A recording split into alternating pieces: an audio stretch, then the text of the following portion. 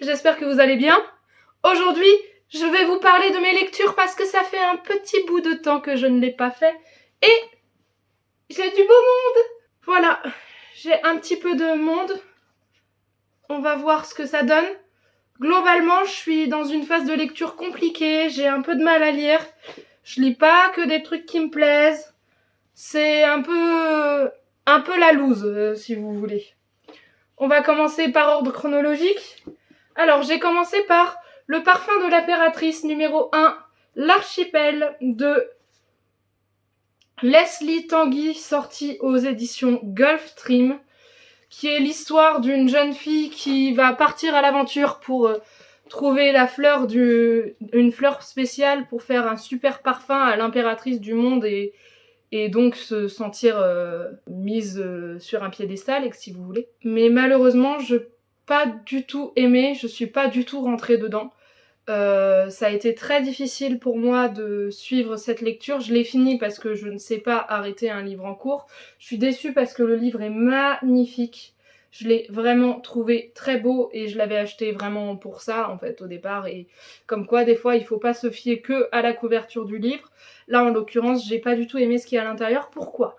Parce que en fait tout est très académique. Tout est très... Là c'est ça, là il se passe ça, là il se passe ça, elle ressent ça. Sauf que j'étais pas avec elle, je ressentais pas les émotions, je vivais pas avec elle, je vivais pas avec les personnages, j'avais pas l'impression de rentrer dans cette histoire en fait. Et du coup, comme j'avais l'impression que tout était hermétique, tout était très cadré pour... comme si on avait fait une très bonne rédac de français, si vous voulez, ben ça suffisait pas pour moi pour me faire rentrer dans l'histoire en fait. Donc voilà, c'est une grosse déception parce que j'en attendais pas mal. Il est très beau, il a un signet en plus, je sais qu'il y a un tome 2, malheureusement ce sera pas pour moi, je lirai pas la suite. Bref, un petit peu déçue quoi. Après ça, j'ai lu, en fait je l'ai lu au compte-gouttes. Sorcière de Bretagne, archives de féerie, de Morgane Hawkin et Charline, qui est un très beau livre, qui parle de sorcières, vous voyez déjà rien que l'intérieur, on est là-dessus sur les deuxième et troisième de couverture, il y a des magnifiques illustrations. Et vous connaissez mon amour pour les illustrations. Tout est très beau. C'est un petit guide de survie de la sorcière. Il n'y a pas grand chose à en dire de plus. C'est une lecture qui a été agréable, que j'ai morcelée vraiment parce que sinon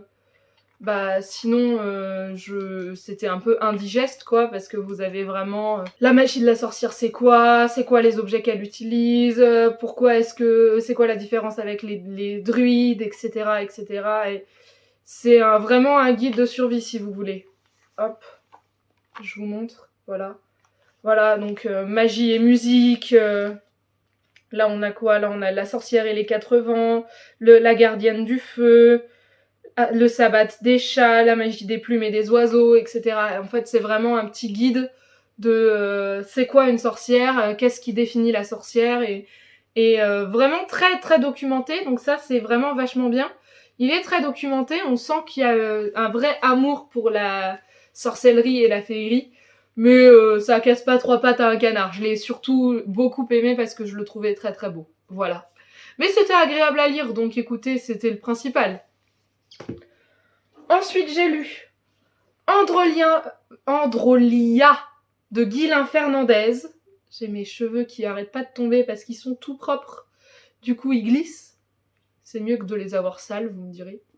C'est plus agréable. Androlia de Guylain Fernandez. C'est l'histoire de 2 jeunes filles qui vont se retrouver prises dans le monde d'Androlia. En fait, elles vont trouver un bébé qui pleure dans la forêt, et en fait ce bébé c'est pas un bébé normal, c'est un bébé fait de bois, et du coup elles vont avec cette découverte être envoyées dans le monde d'Androlia et poursuivies par des espèces d'elfes loups qui veulent absolument qu'elles retournent dans leur monde, ou alors qu'il leur arrive des misères parce qu'elles ont rien à faire là et elles n'ont pas à divulguer l'existence d'Androlia à leur monde natal. C'était doux, c'était cocon, on a vécu des choses un peu extraordinaires. J'ai eu l'impression de voir un peu un jeu de rôle, si vous voulez, se passer devant mes yeux. C'était très agréable. C'était pas la meilleure lecture de l'année, on n'est pas sur un coup de cœur, mais j'ai trouvé que l'univers fonctionnait vraiment bien. J'ai adoré suivre Capucine et Océane. Non, c'est Clémentine et Océane, pardon. Clémentine et Océane qui étaient toutes les deux toutes choupies, pleines de bonnes intentions, avec leurs amis un peu féeriques. Ça m'a fait un petit peu penser au Magicien d'Oz comme idée. Je pense qu'il y avait beaucoup de Magicien d'Oz dans l'inspiration de l'auteur. C'est de l'utopie, donc on est vraiment sur un monde magique, féerique, où tout est beau et tout y se passe bien. Et bon, non, je caricature parce que c'est pas tout à fait vrai. Il y a les créatures de la nuit qui sont des créatures un petit peu dangereuses, mais bon, et elles font pas mal quête anti-danger parce qu'il y a beaucoup de dangers qui leur rôdent autour et qui les suit en fait. Donc c'est pas tout à fait vrai, c'est pas cucu du tout. Mais c'est de la lecture jeunesse, c'est agréable pour les ados. Je suis pas à fond rentrée dedans non plus, mais j'ai beaucoup aimé et le petit plus parce que l'auteur Guilain Fernandez est adorable. Et donc, je vous conseille à toutes et à tous sa lecture. Vraiment, c'était une lecture très agréable et très doudou, qui m'a un peu réconciliée avec la fantaisie, parce que le parfum de l'impératrice, là, il m'avait complètement dégoûtée du genre. C'était un peu steampunk, un peu, si vous voulez, un peu des trucs un peu nouveaux, un peu spéciaux. Et là, ça m'a fait du bien de lire de l'utopie, du coup. Donc, Androlia, très doux, très cocon. Et si vous voulez lire les aventures d'Océane et de Clémentine à la suite des Corrigans, n'hésitez pas. Ensuite, après ça, alors là, ça a été une catastrophe. J'ai lu Bernard Werber, La prophétie des abeilles, offert par une copine. Yum Yum, je t'adore, ma bébé, mais vraiment, j'ai pas du tout aimé ce bouquin. Je suis vraiment désolée. C'est l'histoire de quoi? C'est l'histoire de René Toledano, qui est un personnage récurrent de Bernard Werber, que j'ai déjà vu dans... Comment ça s'appelait? La boîte de Pandore, et qui était un Werber que j'avais pas aimé. Et du coup, on se retrouve avec la suite. C'est pas la suite officielle, si vous voulez, mais c'est la suite avec le même personnage. En fait, on suit vraiment la fin de ce qui s'est passé la voix d'avant, et là on est vraiment dans la suite, et ça se veut onirique, ça se veut ésotérique, mais en fait c'est rien de tout ça, c'est juste un peu du blabla anti-scientifique. Enfin vraiment, je trouve ça illisible. C'est l'histoire de René, du coup, qui fait des régressions dans son passé et qui est capable de visiter ses vies antérieures. Et ça se veut philosophique parce que du coup il réussit une régression qui le fait aller voir le futur, et il voit que le futur c'est une catastrophe. Alors il se met en quête de la prophétie des abeilles qui devrait empêcher le monde d'être à feu et à sang en 2050. Déjà j'ai eu beaucoup de mal à croire au 2050 qu'il dépeint, par exemple qui fait 35 en hiver en plein mois de Noël. Je veux bien qu'on soit en plein réchauffement climatique et que c'est la catastrophe, mais de là à faire 35 degrés au mois de décembre, je pense qu'on n'y sera pas en 2050, enfin j'espère, sinon on est vraiment méga dans la merde. Je suis pas du tout en train de faire du climato-scepticisme, hein, mais vraiment juste des trucs logiques.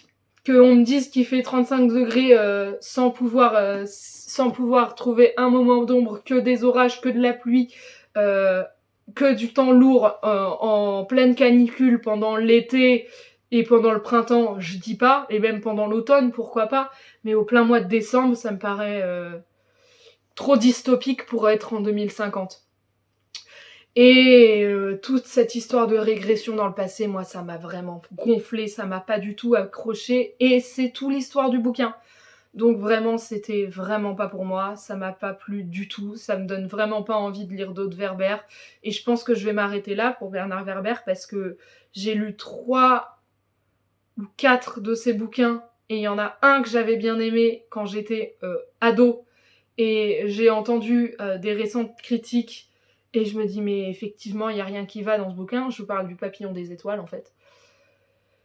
Et effectivement, quand j'y repense, il n'y a rien qui va dans ce bouquin. Et du coup, bah, ça me donne vraiment pas envie de lire du Werber. Et ça me donne juste la sensation, comme disait une copine, Rosa, si tu passes par là, je te fais des bisous. Que, en fait, Bernard Werber, ça fait un moment qu'on doit plus lire ses manuscrits et dont on doit les accepter parce que c'est du Bernard Werber, quoi. Et ça me dégoûte un peu. Je vais pas être malhonnête à ce niveau-là, ça me dégoûte un peu. Et quand je vois le taf que c'est de devoir écrire un roman et le proposer en maison d'édition, et pour des choses qui sont tellement plus quali que ça, se retrouver avec, parce que c'est un grand nom, un truc infect, quoi, impossible à lire. En plus, c'est une pavasse, il fait 630 pages, 640 pages. Ah non, quoi, ça m'a vraiment mise en colère, en fait. Et en plus, je me suis retrouvée bloquée avec ce livre pendant 3 semaines parce que je n'arrive toujours pas à arrêter les lectures qui ne me plaisent pas. Vous-même, vous savez. Mais bon, après ça, je lis un petit recueil de poésie qui s'appelle Les poètes font société, qui parle de société. Et ça m'a fait beaucoup de bien. J'ai pas accroché avec tous les poèmes, il n'y a pas grand chose à en dire. Il y a des poèmes qui sont très beaux, des poèmes qui sont très doux, des poèmes qui sont très engagés, qui m'ont moins parlé parce que moi je suis pas une personne très engagée. Il y a un peu de tout, il y a à boire et à manger, il y a du slam, il y a de la poésie en prose, il y a de la poésie en vers avec des vers plus ou moins comptés. Il y a un peu de tout et c'était très doudou. Et moi ça m'a fait du bien. C'est très très rapide à lire, il y a 50 pages. Et c'est la maison de la poésie de... eh bien, je ne sais plus quelle ville, mais en tout cas, c'est l'initiative d'une maison de la poésie, et ça, c'est très cool. Donc, n'hésitez pas, c'est un tout petit recueil. Je sais pas s'il est vraiment très disponible. Voilà, moi je l'ai acheté dans une convention à Livre au Cœur à Orléans, pour ceux qui connaissent. J'étais là-bas, je vendais mon bouquin. Voilà. Ensuite, celui-là, je sais qu'on en attendait beaucoup. Le jour où le soleil ne s'est plus levé de Neil Gaiman et Marie Alino, c'est une pépite. Je l'ai beaucoup aimé. Quoique, j'ai largement préféré le 1 parce que j'ai préféré le personnage de Finn au personnage de Nate. Parce que là, c'est l'histoire de Nate, du coup, qui tombe amoureux de Finn et qui vit un enfer avec ses sentiments, et on suit aussi un petit peu son passé, et son passé est pas forcément évident, un peu tumultueux, on suit un petit peu ses querelles avec son père qui sont compliquées à gérer pour lui. Et du coup, il y a beaucoup de choses qui sont très intéressantes, mais moi j'ai trouvé que le personnage de Nate était un peu insupportable. Je sais qu'il y en a beaucoup qui l'adorent, et je suis désolée si j'ai un avis un peu controversé, mais en tout cas, moi j'ai eu parfois un peu de mal parce que je trouve qu'il se plaint tout le temps, et parfois pour des choses, je comprends pas pourquoi il se plaint pour ça en fait. Je trouve qu'il a vécu tellement pire, et pourquoi là, ça lui fait autant de mal. En fait, ça n'a pas de sens pour moi. Il y a des choses qui n'avaient pas de sens. Du coup, je comprends bien que c'est le pendant de Finn et que c'était pas un tome qui était prévu au départ, et donc forcément on fait ce qu'on peut avec les moyens du bord. Mais ça me dit que je suis pas sûre d'acheter la suite, qui est donc le personnage d'un autre... le point de vue d'un autre personnage, je me semble que c'est celui de Yeager. Parce que je sais pas si j'ai encore envie de suivre la même histoire avec les mêmes personnages, mais juste suivis différemment. Je suis très adepte de tout ce qui est choral, mais je suis très adepte de tout ce qui est choral et qui fait avancer le récit. Là, j'avoue que les tomes compagnons, je suis pas sûre que ce soit tout à fait ma came. Mais enfin, ça a été une lecture très agréable qui m'a fait beaucoup de bien après La prophétie des abeilles, je vais pas mentir. Je l'ai lu d'une traite quasiment. Il arrête pas de glisser. Ça m'a fait du bien. Voilà, ça m'a fait du bien d'avoir lu Le jour où le soleil ne s'est plus levé, même si mon avis est peut-être un petit peu controversé. Et enfin, j'ai lu La mansarde de Charlène Lecor, qui est une copine à moi. Et c'est une novella toute douce, avec des sorcières. Alors, des sorcières, des vampires et des trucs comme ça. Donc, c'est pas si doux, en vrai, mais c'est trop cool. J'en ai fait le pitch plusieurs fois pendant un salon du livre qu'on a fait ensemble. En gros, C'est l'histoire d'un jeune homme, Willem, qui est dans la forêt des Carpates et qui se fait poursuivre par des monstruosités. Et du coup, il va venir s'abriter dans une maison. Et dans cette maison vit Zoya. Et Zoya est une sorcière, donc il va avoir le choix entre soit vivre avec Zoya, soit retourner dans la forêt et continuer à se faire harceler par des monstres.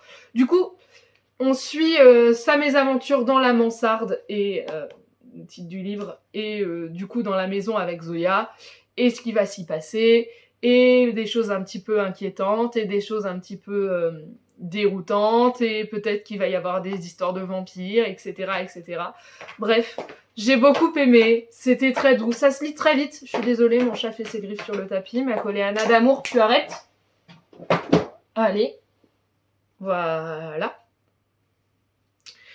Donc c'était très agréable à lire, c'était une lecture doudou en fait, ça se lit très vite, pas plus d'1 heure et demie, hein. Vraiment, il y a 100 pages, 130 pages, et il y avait une nouvelle bonus qui était très douce, que moi j'ai trouvé très douce, qui fait un petit peu fantastique au départ, avec l'histoire d'une jeune fille qui parle à un espèce d'esprit éthéré qu'elle appelle Bambi.